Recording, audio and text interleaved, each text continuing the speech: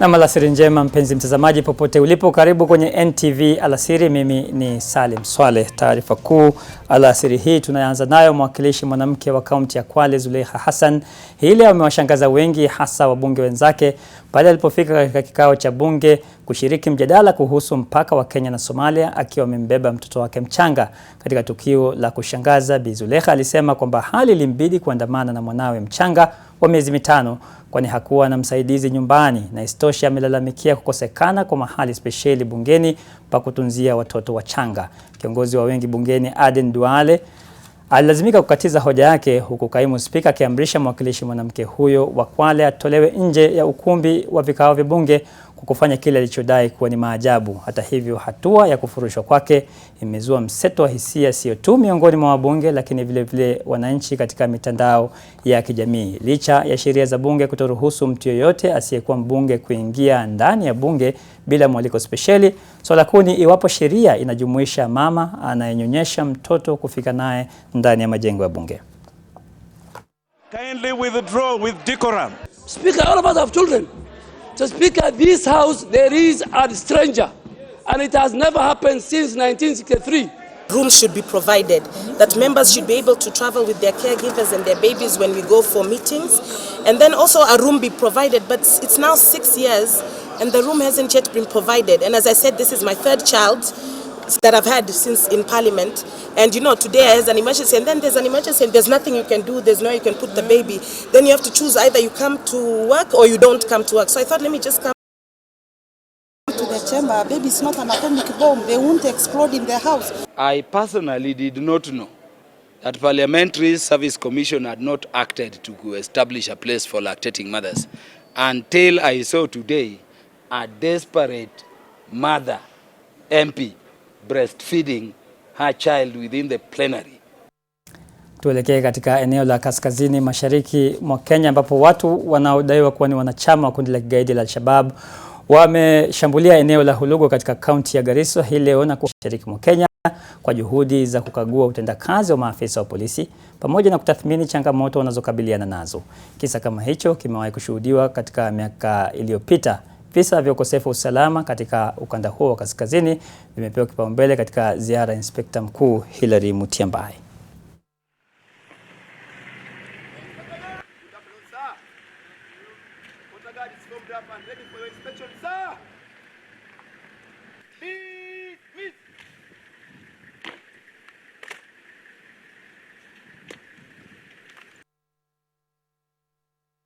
It's true that there was an attack, and we are still pursuing the attackers on the issues of the security situation in Northeastern. We have a very successful so far multi-agency security operation across the region.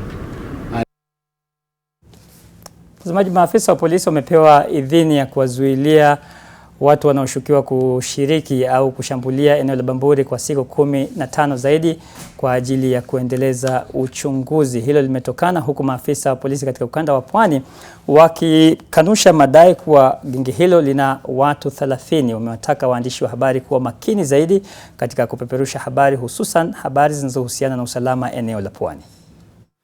Never in this century should you direct your officer to shoot to kill. Why? You've just been told that we have 4 people behind bars. Why have they not been shot if you gave out that directive? In this century, nobody should give such a directive. We are looking for suspects who are still at large. And when we catch up with them, you will all know that we've arrested them and they are arraigned together with the rest that are in custody before court. Ingawa tukio limezungumziwa sana, si kweli kwamba watu 30 hadi 50 walikuwa wanahusika katika kuwavamia wananchi wa pale. Tumepata kwamba walikuwa ni watu 11 na tuna majina yao, na tumeshika wane uvamizi ambao haukujibiwa na polisi. Polisi walifika hapo kwa dakika 20 na hayo mambo yalikuwa yamekamilika. Wale watu tulikuwa tumewashika na wale wengine walikuwa wametorokea katika vitongoji vyetu vya pale, na tunaendelea kuwashika.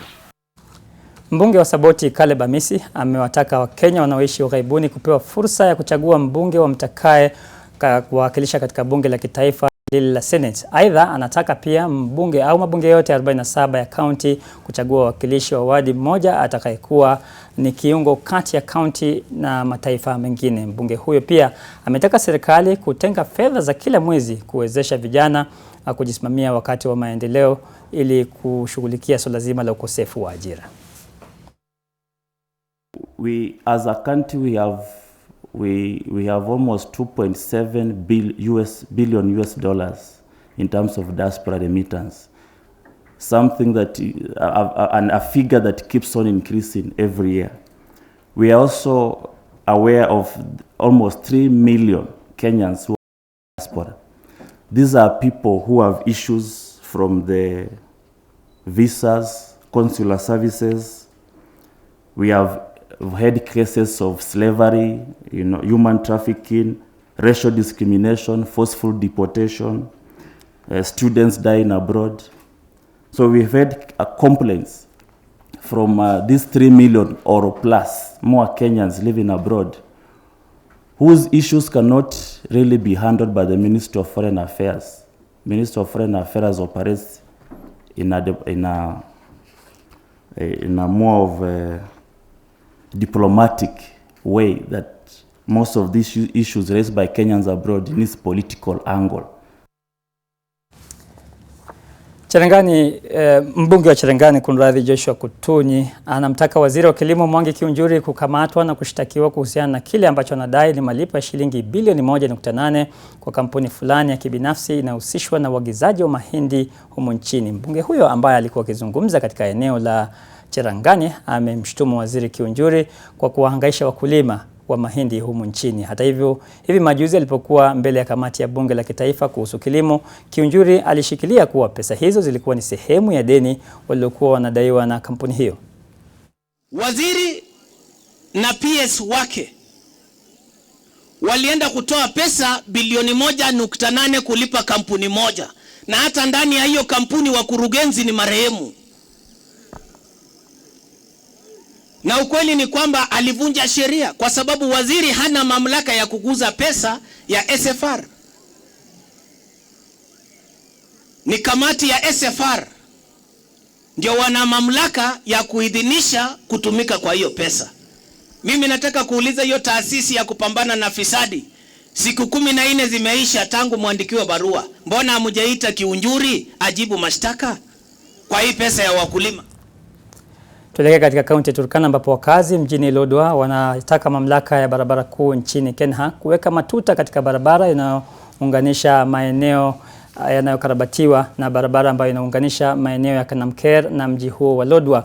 Kufuatia upanuzi wa mji huo wa Lodwar, wakazi wanalaumu mamlaka kuu nchini Kenya kwa kile wanachodai ni ujenzi mbaya wa barabara inaunganisha miji ya Lodwar na maeneo mengine. Hii ni kufuatia ongezeko la ajali zinazoendelea kushuhudiwa katika mji huo ambapo watu 10 wameripotiwa kufariki katika kipindi cha miezi miwili. Wale walioathirika zaidi ni wanafunzi ambao hutumia barabara hiyo kuelekea shuleni. Wakazi pia wanataka mamlaka hiyo ya Kenya kuweka mabango yanayoashiria sehemu ambazo ni hatari, huku wakiomba serikali ya kaunti hiyo kuwafidia pamoja na maafisa wa trafiki ili kuboresha shughuli ya uchukuzi. Biashara zinatarajiwa kunoga kufuatia ongezeko la watu wanaofika mjini humo kutoka katika kaunti jirani kwa ajili ya tamasha ya kitamaduni kila mwaka ya jamii ya Waturkana.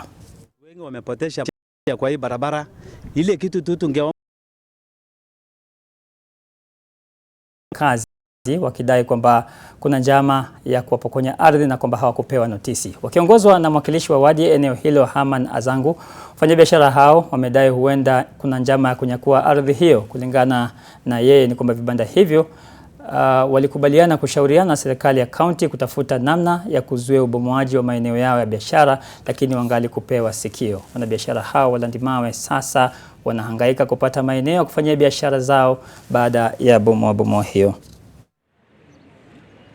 Na kulikuwa na mtu alikuja akachukua barua fake document ya kuonyesha ya kwamba ako na shamba hapa, na tukaenda kotini. Okasi walienda kotini na hiyo maneno iko kotini mpaka saa hizi. na huyo bwenyenye ndiye amekuwa akimobilize polisi wakikuja kusumbua wananchi. Hata saa hizi saa ingine wa railways saa ingine wanajificha ndani yake. Mtazamaji, kizaazaa kimeshuhudiwa katika kaunti ya Pokot Magharibi baada ya wakilishi bunge wa wadi kugawanyika kuhusu mswada wa punguza mzigo ambao umewasilishwa na kiongozi wa Third Way Alliance kwa madiwani katika eneo hilo. Okuru Okot alikuwa katika eneo hilo na alipoanza kusoma mswada huo, mawakilishi wadi wa kuteuliwa walipinga, huku baadhi ya wakilishi wadi wanawake wakiunga mkono mjadala huo.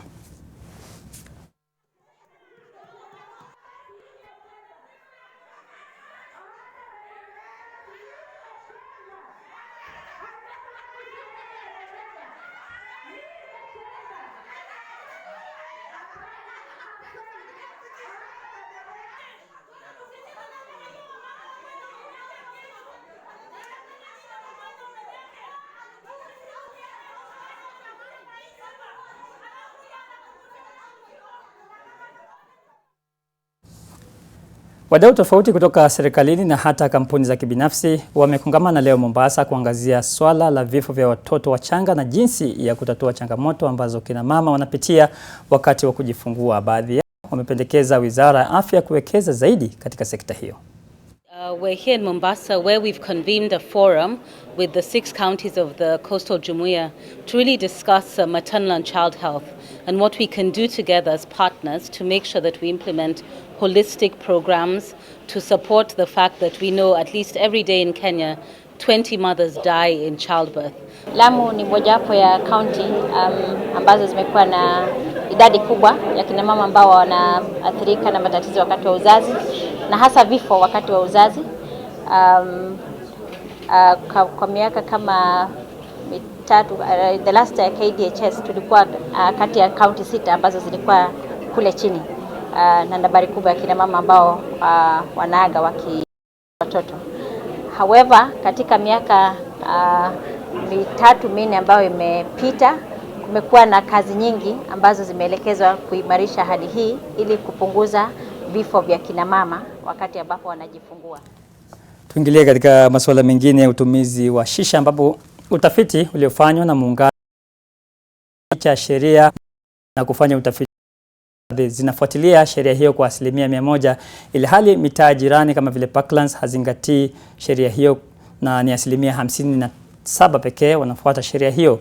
Utumizi wa shisha hasa umechacha katika vilabu na baa za eneo hilo, na muungano wa kudhibiti utumizi wa tumbako hapa nchini unasihi serikali kupiga hatua kubwa kuhakikisha kwamba utekelezaji wa marufuku ya shisha unazingatiwa na wadau wote.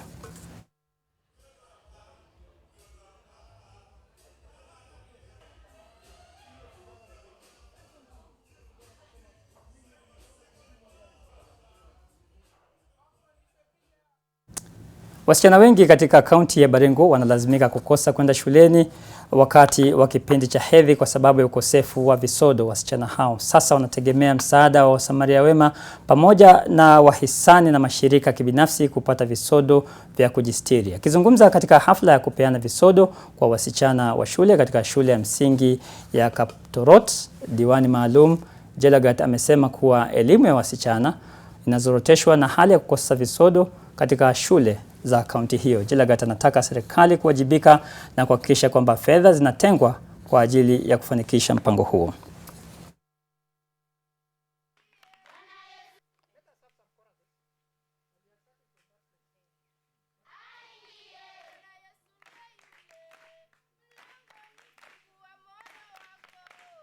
Hiyo sanitary towels hazijafika kwa hii mashule from 2 terms now. Na hili hali siku za hedhi cannot be postponed. They have to come every month.